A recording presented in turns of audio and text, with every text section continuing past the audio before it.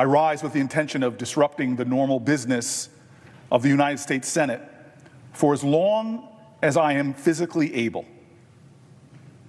I rise tonight because I believe sincerely that our country is in crisis. These are not normal times in America, and they should not be treated as such. John Lewis, so many heroes before us would say that this is the time to stand up, to speak up. This is the time to get in some good trouble, to get into necessary trouble. All of us have to think of those 10 words, 10 two-letter words, if it is up to me, because I believe generations from now will look back at this moment and have a single question. Where were you?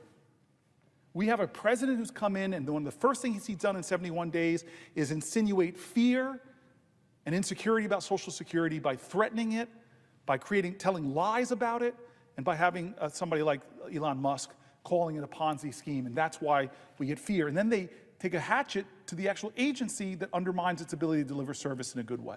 Congress that is being too complicit to an executive that is overstepping his authority and violating the Constitution and hurting people who rely on health care and Social Security.